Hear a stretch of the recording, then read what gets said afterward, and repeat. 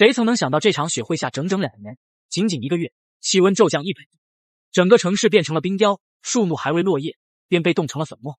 高温天气持续20天后，鹅毛大雪下了10天10夜，最开始只是羽绒服售罄，水管冻爆，全城限电。接着，去抢修的工作人员因失温死亡，医疗系统瘫痪。寒流席卷全球，就连赤道中心的国家都未能幸免，全球的河流和海洋都被冰封，地表上再也找不到一滴水。如果是丧尸末日，人类尚能一战，可在大自然面前，人类该怎么办？这不是电影，是真的极寒末日了。一大早，电话铃声像催命一样，我不耐烦地接起电话，是好久不联系的表姐。怎么了姐？这大早上。小雨，跟你说个正事，我接下来说的每一个字都不是开玩笑，你要听清楚了。我一个机灵，表姐口气这么严肃，是不是家里出啥事了？我跟你说，国家气候中心的最新监测结果显示，史上最强拉尼娜现象或将出现，许多高纬度地区的国家已经提前进入冬季。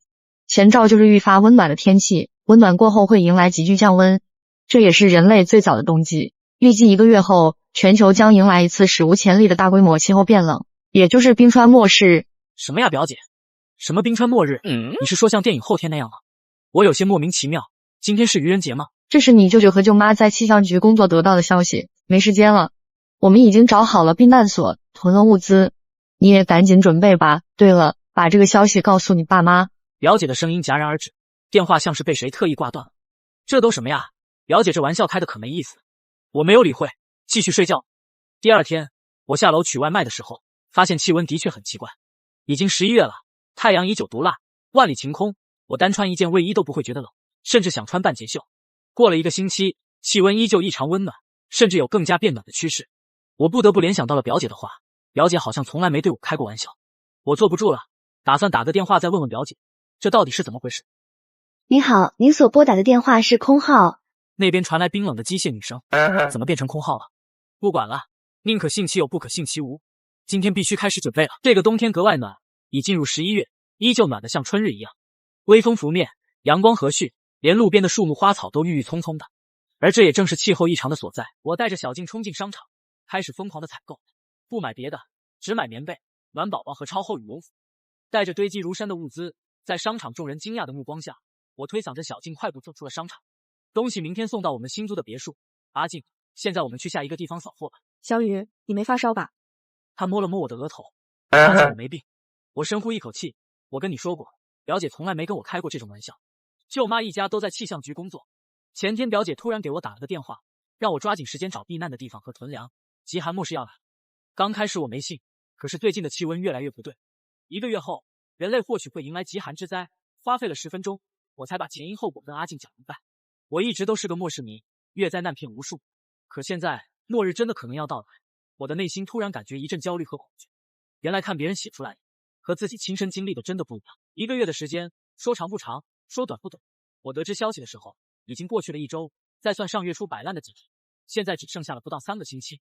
前期的准备工作，我绝对不能耽搁。在赶往下一个采购目的地的间隙，我在网上写了一篇近期天气异常的文章，里面有很多我自己的见解和需要准备的物资清单。如果看到的人能相信我，我就可以帮他们一把。可是我籍籍无名，没什么影响力，回复寥寥，只有10几条评论，大部分评论是在嘲讽我。可是其中一条引起了我的注意，他居然真的一本正经分析了极端天气。这位网友的网名叫做华强不要批我瓜，华强不要批我瓜评论说，租带超大3层地下室的别墅的思路没问题，但一定要在内外都增加抗冻混凝土强度雪 C40 抗冻级雪 F300， 太阳能发电机必不可少，但要在4周都砌上混凝土隔挡，正上方选用真空玻璃，地上再怎么防御，最后都会住不了，所以要直接转入地下。华强不要批我瓜提出的这些建议，好像他真的经历过一样。我不再迟疑，立刻托关系联系了本地最好的一家装修公司，把华强不要批我瓜的话原封不动的复述了一遍。费了很大力气，加了足够的钱，才搞定装修工人今天来帮我们砌墙加固包。时间定下后，我还是心里慌。天灾面前，人类是多么渺小。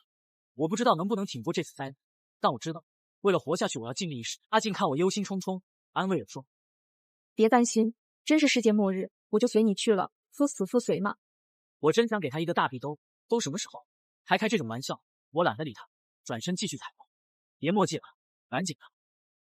我嘞老表，你看这天气，今年估计都不会下雪的。装修师傅笑着对我说：“我本想提醒他可能要降温了，得注意保暖。”想了想算了，说了也没人会信，因为是新租的房子，里面什么都没有，提前购买的物资也要下星期一才送到，所以我加钱让装修工人们必须保证质量和速度，在下星期一之前装修完。由于我出手阔绰，装修师傅很给力，不仅完工迅速，而且质量很好，完工时间比原定的日期还早了1天，我大方的结了尾款。这个星期我和小静没闲着，又买了大量的暖宝宝、小太阳、充电式暖手宝72小时加热贴。对了，装修的时候我还让师傅们装了一个壁炉腌肉槽，以备不时之需，当然家门口的监控也不能少。我还订购了300箱泡面、200箱自热火锅、50箱零食、30箱压缩饼干、11箱香肠、10箱乳制品、500桶装水、100箱瓶装水、200袋大饼，一顿面粉可以长期保存的食物我都买了个遍。如果不是房子里实在放不下，我恨不得把超市搬空。此外我还买了种子若干、调料若干、日用品若干，买到后面我已经记不清我都买了什么，累得动弹不得。时间过得很快，在东西添置的差不多之后，我把我的父母也接了过来。说来惭愧，如果直接告诉他们世界末日要来了，他们一定不会相信，所以接父母的理由是我要结婚了。阿静的父母常年在国外出差，现在叫回来也来不及了。阿静打了很长时间的电话，千叮咛万嘱咐后才挂断。爸妈和阿静坐在一起，说实话还有点尴尬，但是父母却笑得合不拢嘴，一直夸我找的女朋友好看。第二天一早，我们骗父母说要去选婚纱，让他们多待一段时间。看着我妈偶尔流露出的不舍，我暗下决心，一定不能辜负表姐的好心提醒，我也定要让所有我在乎的人都活下去。末世很可怕，我只能保护好自己的家人。要开始降温了，我忙得焦头烂额，一边要采购物资加固地下堡垒，一边又要应付父母对结婚事项的询问。家里能换成抗冻的东西都换了，信卡、花呗都刷爆了好几张，我还是有些不放心。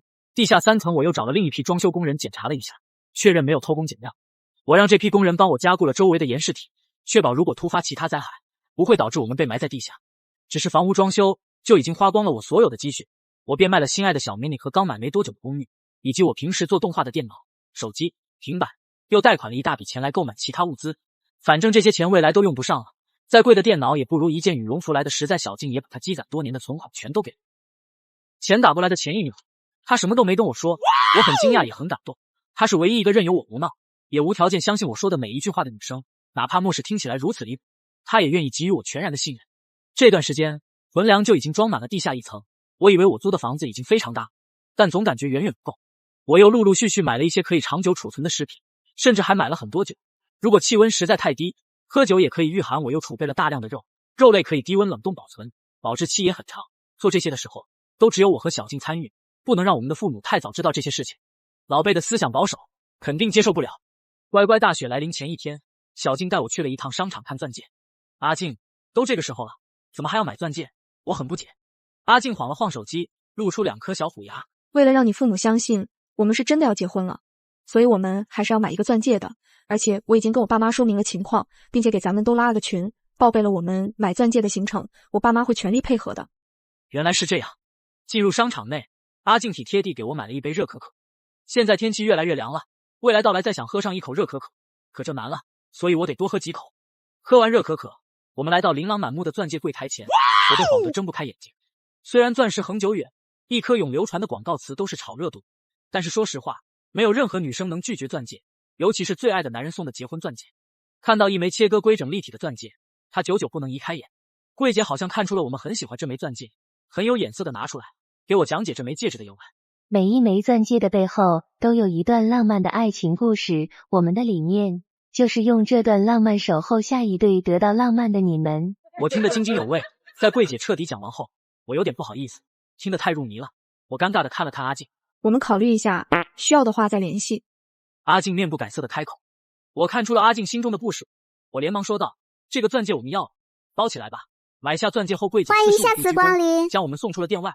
我们相视一笑，用这最后的时间在附近的批发市场买了整整一辆3轮车的东西，除了食品，还有牙刷、牙膏、卫生巾、碗筷、菜锅、蒸锅。最后一天了，也不用再避讳什么，我让司机把车开到了家门口。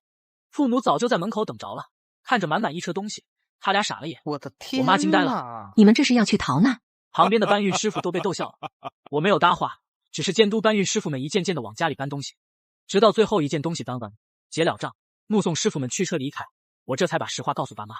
爸妈，末世要来了，可能你们不相信，但我绝对不会骗你们。我用了半个小时跟他们解释。听完后，爸妈面色凝重，一言不发。你舅舅一家还好吗？父亲问我。50多岁的汉子，这一刻的声音竟然有些颤抖。我爸妈是青梅竹马，舅舅跟我爸也是发小，长大了却因为工作忙联系不多。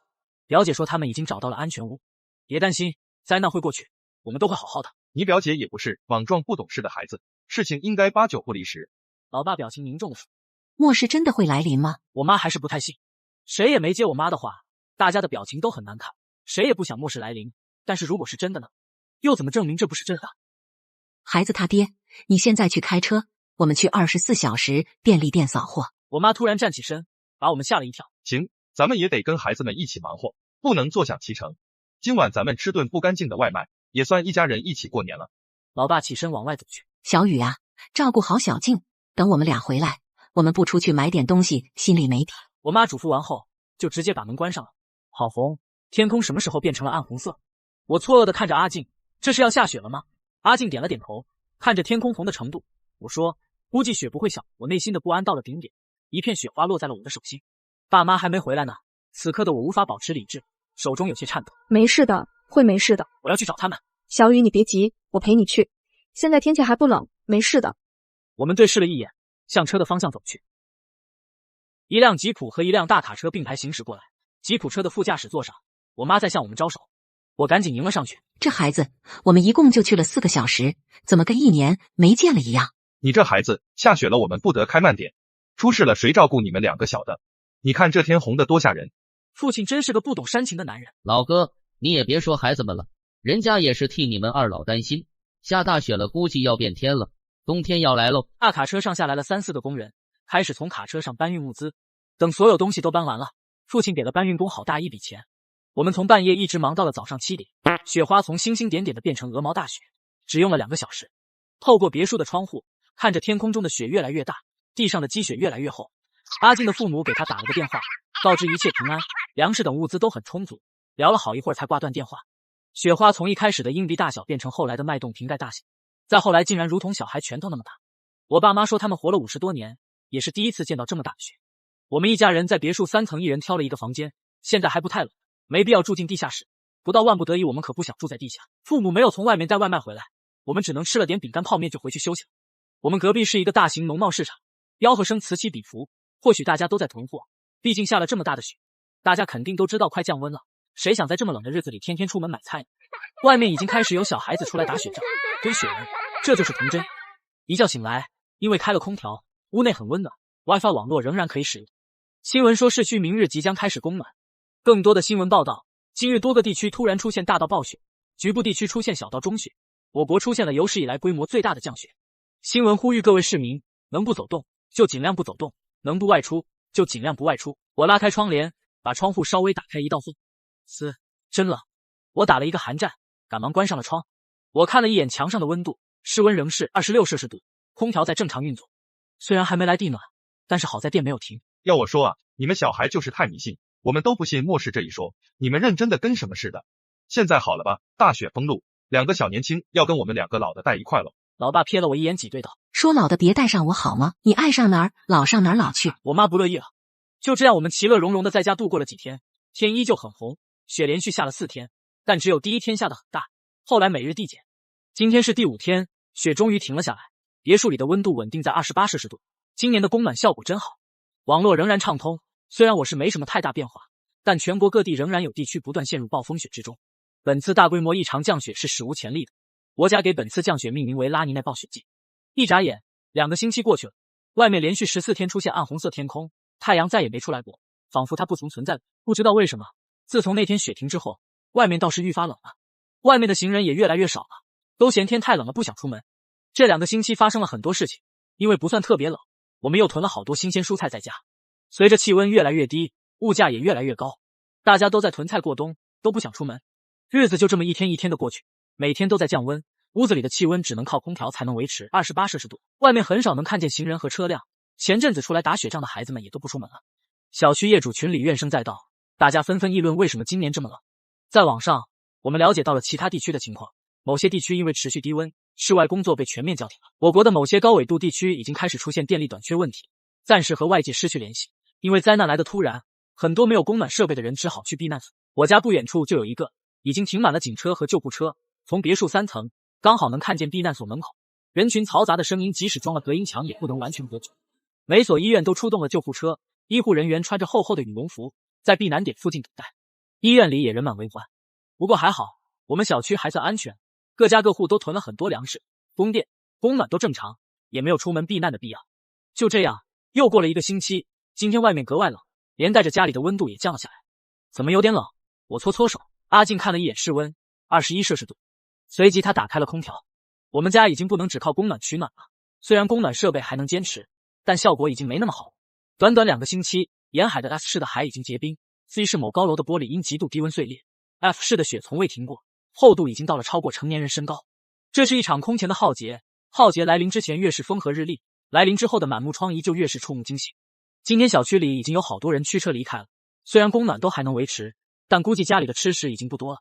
小区业主群里也格外热闹，一些离开的人说，所谓的避难所环境很差，虽然暖和，但是人挤人，只能睡在商场的地上，每天吃分发的压缩饼干，苦不堪言。一些人还在坚守阵地，觉得不过是一场大雪，没必要重视，多买点粮食就可以了。业主群的一条消息引起了我的注意，谁家里有退烧药？我家孩子发烧了，救救我吧！我想起前阵子玩闹打雪仗的孩子们，不知道是不是其中的一个。我有些不忍心，私聊了那位业主，问了楼号，然后给他家送了一盒退烧药和一些食物。那家人惊讶地看着我们手中的物资，一句感谢的话都没说就关上了门。我和阿静对视一眼，无奈地笑了笑，看来我们的好心别人不领情了。后来那个孩子退烧了，业主向我们表示了感谢，并且委婉地问我还有没有食物可以分给他们一点。我礼貌地回复，我们的物资也不多了，现在有的物资都是出去现买的，并且叮嘱他们也赶紧囤一些，就没有回复了。那一家子倒是也没有再发来微信。看着手机聊天页面，我有些愣神，我是不是做错了？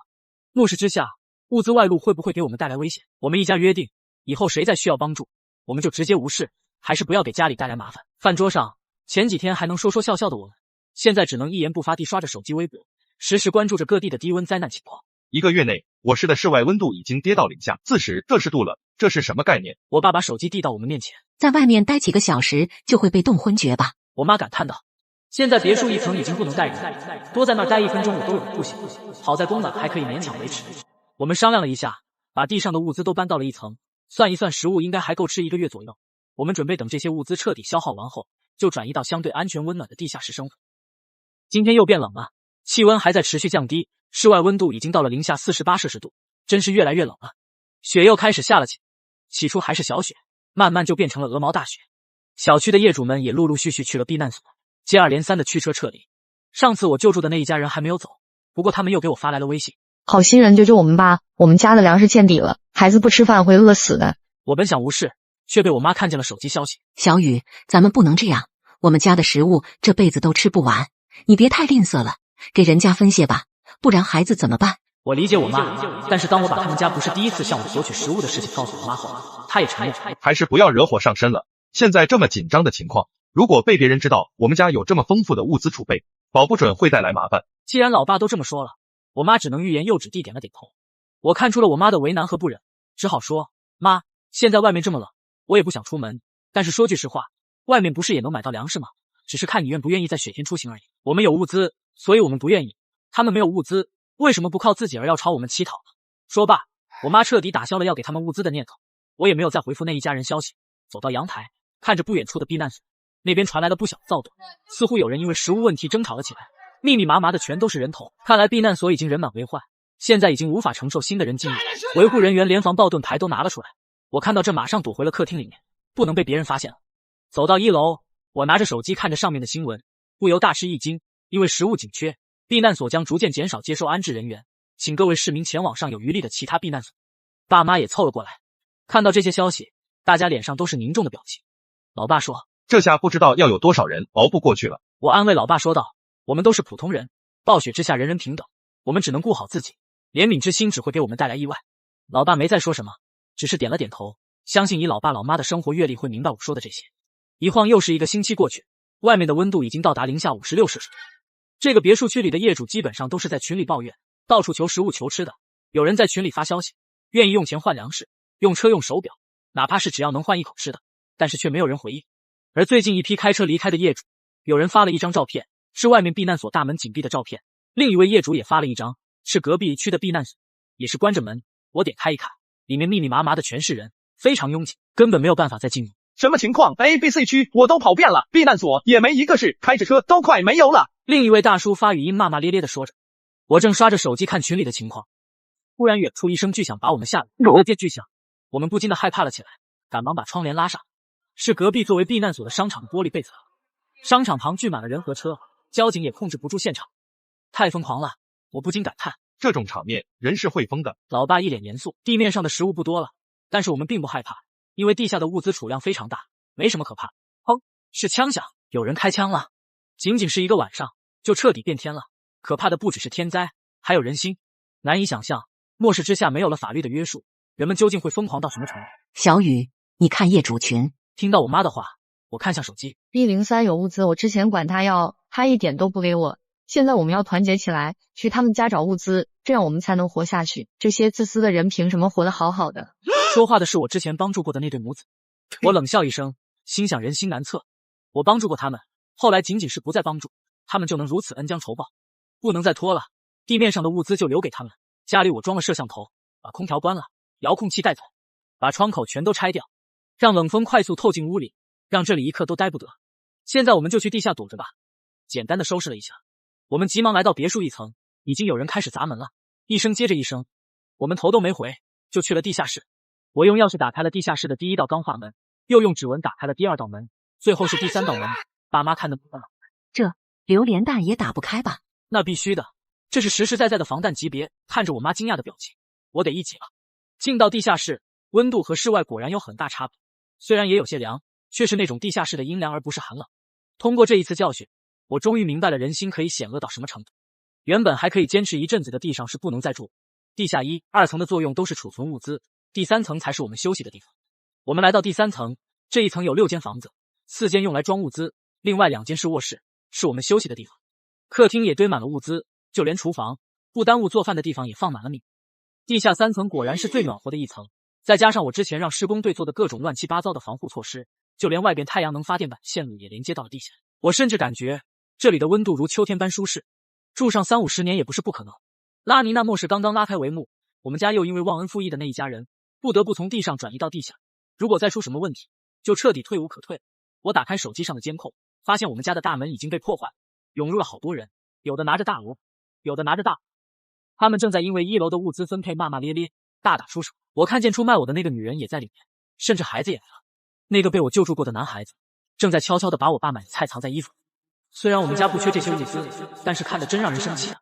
是我通知大家来拿物资的，我有物资的分配权，我们家要4成，其余6成你们自己分。女人得意洋洋地走到物资前就要搬运，却被一个膀大腰圆的肌肉男人一下子推倒。臭娘们，别以为老子不知道你怎么知道他家有物资的，那小伙子一家给你送药，你还出卖他们？这是我找到的物资，没有我你们能知道什么？呸！一个女人上来给了他一巴掌。忘恩负义的东西，我们拿他家的物资帮他们一家收拾，你就当做善事了，想必这家主人也不会怪我们。众人看到这个情况后，纷纷都撤到了一旁，沉默地看着。如果你是旁观者，你会怎么办？这有一扇门，楼上那群人已经发现了我们家地下室的大门，我暗道不好。不过他们用斧头砍，用锤子砸，也没撼动门分毫。什么破门，怎么打不开？为首的肌肉男人破口大骂，那一家子肯定藏在下面，咱们把门弄开，下面的物资肯定特别多。可惜他们忙活了半个小时，我们家地下室的第1道门依然坚持，只是有了一些小破碎。这可是超厚防弹门，西瓜弹都弄不破，就凭你们？我在监控这头轻蔑的一笑。这家好像比我们家暖和，我们就驻扎在这里，找个机会把地下室的门弄开，把他们一家的吃的都弄出来。不晓得谁这么说，楼上那群人纷纷同意，然后这群不速之客就留在了这里。我通过监控天天看这群不速之客的一举一动，他们每天都会在地下室门口转一转，想办法开门，可惜每天都失败了。随着时间的推移，物资吃的没剩下多少，他们开始暴躁起来。他们第一次大打出手是住进这里1个星期后，因为物资所剩无几，分配上出现了分歧，为首的肌肉男和几个想要抢夺物资的男人大打出手，而我正在手机屏幕前啃泡面。最后在一声爆米花响后，想抢物资的卡拉米倒在肌肉男面前，我被吓得叫出了声，把父母和阿静吸引过来。他们看着监控里发生的画面，抢物资的男人们一个接一个的倒下。现在有物资了，肌肉男笑得阴森恐怖。我一阵干呕，转身去厕所吐了起来。接下来几天，地下室的温度倒是没什么变化，依然温暖舒适。随着气温越来越低，留在这里坚守的人也越来越少。截至今天只有一个男人了。肌肉男上午出去了，下午回来时带回很多物资，明明他们有物资，却还要来洗劫我们的。我沉默着低着头。这天闲着没事，我又看起了监控。等老子进去，有你们一家好看的！肌肉男恶狠狠地对着监控吼道，然后快速跑了出去。不好，他已经发现了监控。砰的一声巨响，我感觉我的屋子都震动了。是榴莲弹！监控镜头玻璃已经被炸碎了，还好能看到画面。第一道大门已经破损，但可惜威力不够，还有2道大门。男人无能的怒，疯了一样提起斧头对着门一通乱砍。我们都被吓到了，暗自庆幸门足够结实。我们现在在地下室，这里很安全，别担心。但愿吧。我们囤的粮食大概够我们几个人吃到地老天荒，倒是不用太担心。但因为是在地下，是活路也是死路，如果出现了什么突发情况，我们可能都会死。我们不约而同地看着监控里几近失控的肌肉男。如果我的门在脆弱因，真的不好说了。再过几天，等他把所有物资都吃完，精疲力尽的时候，估计他就会离开了。又过了1个月，供暖设备彻底坏了，不过不知道为什么，电和网络一直正常。通过监控，我看到男人把所有物资都吃完了，他也已经精疲力尽，屋子里的温度已经到零下30摄氏度，他需要全副武装的蜷缩在床上。室外温度已经达到了离谱的零下65摄氏度，难以想象，短短几个月，气温跌入了谷底，甚至还在持续下跌。我第一次感觉人类在大自然面前是如此渺小。我想象过丧尸爆发，想象过异形外星人攻击地球，想象过所有可以想象的末世。可灾难真的降临时，我只能本能地感到恐惧和害怕。我们能做的，只有躲进这个地下小空间里，坐吃山空也好，坐以待毙也罢，总之我们要活得更久。接下来的几天，我们过得并不好，每天都要时刻盯紧外面的男人，有时候睡觉时我都会突然惊醒。又过了2天，我通过监控摄像头看到那个男人躺在床上1天没动，没吃饭，也没喝水，更没翻身，或许他已经……气温有规律的降着，每天都会比前一天低个3-4度，今天已经从零下65摄氏度到零下68摄氏度。网络和电一直正常，让我很是疑惑。我家是太阳能自动发电，有电很正常，那网呢？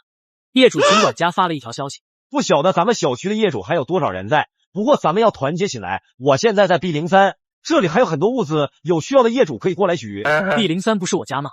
难道是肌肉男发的消息？他没死。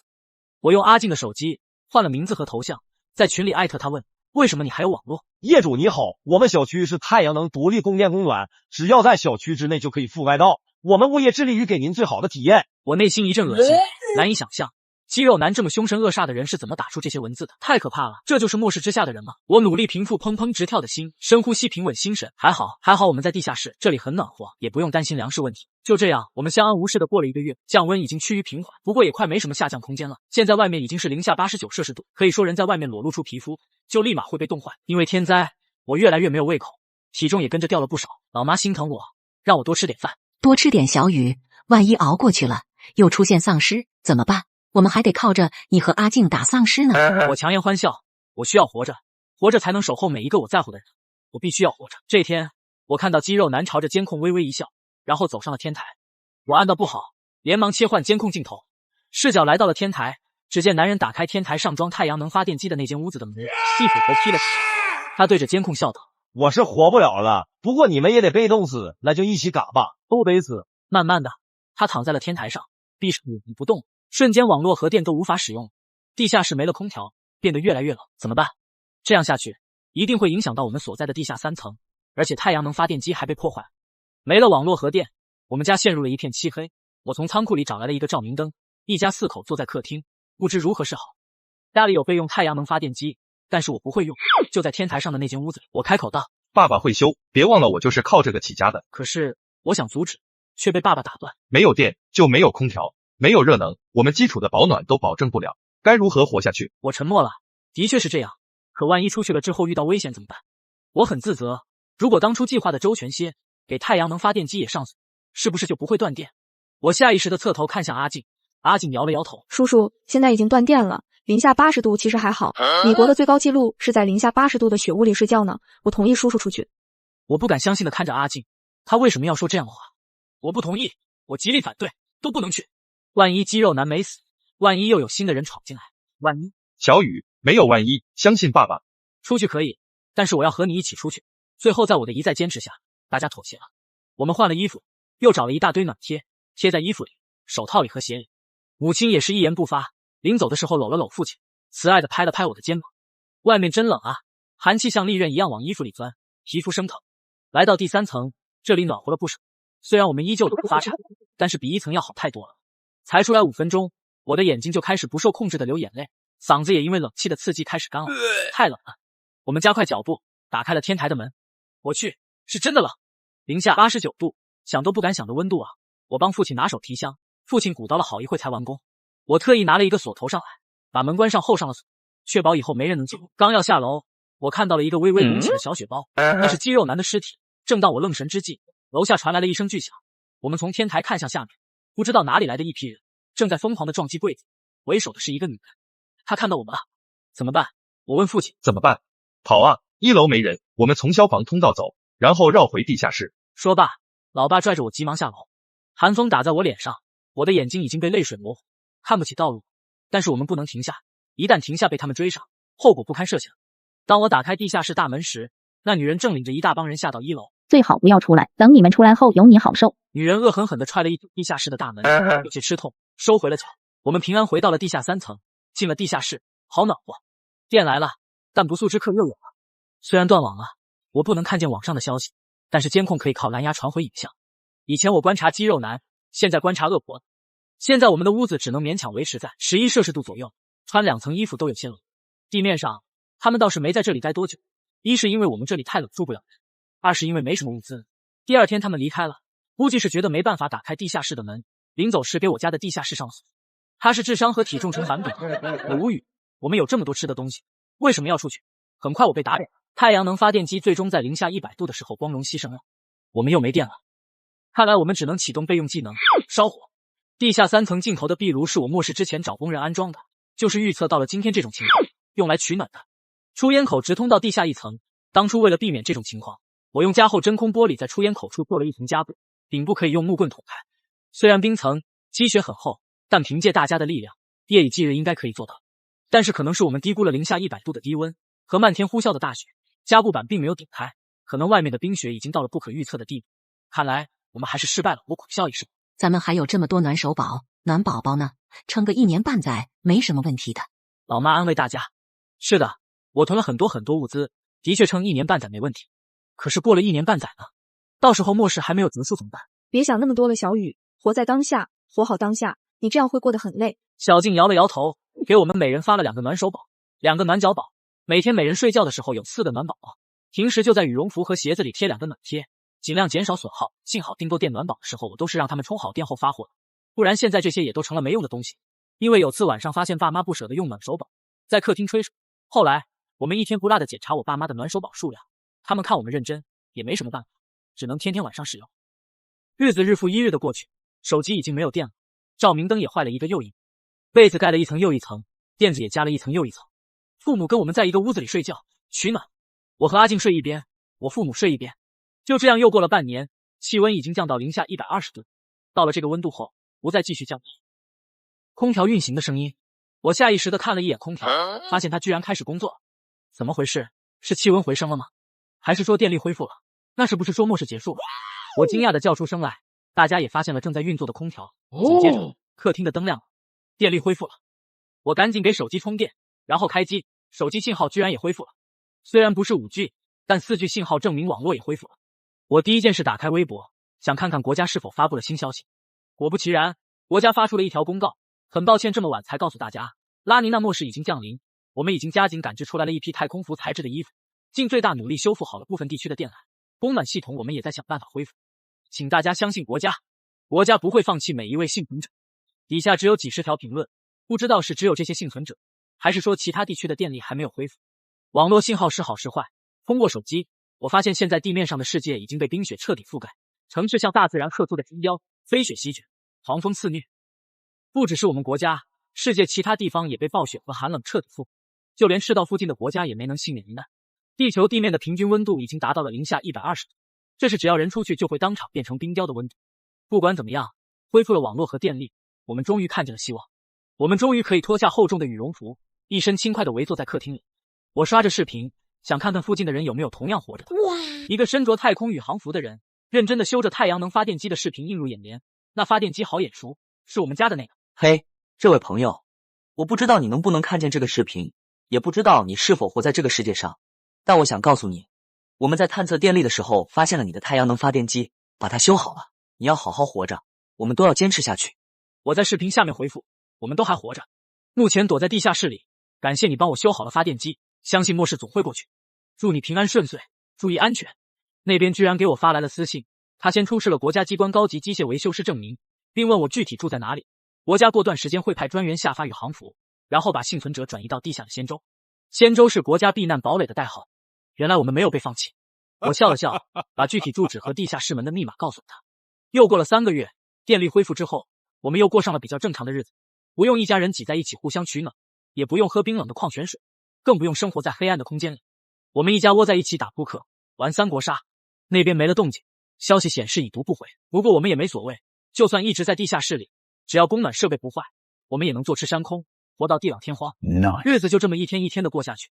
我时不时关注微博动态，越来越多的国家和地区开始恢复电力和网络，地表温度仍然维持在零下120度左右。这天，我们被一声巨响惊醒，一对穿着宇航服的人走了进来。为首的人摘下头盔，走到我面前，露出2颗小虎牙，笑眼弯弯地说：“你好，小雨吃虾米。”这是我的网名。我看着这张帅气的脸，心想果然长得好看的都上交给了国家。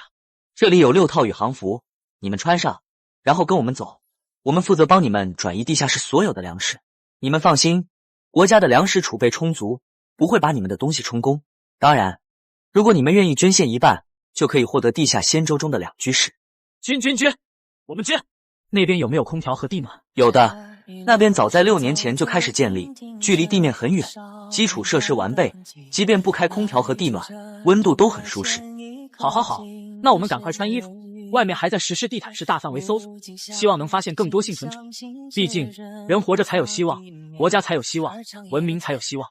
生活终于步入了正轨，末世危机也终于告一段落。我们还是不能离开地底去地面生物，但是一切都好起来了，不是吗？生活已经充满了希望，阳光的到来还会远呢。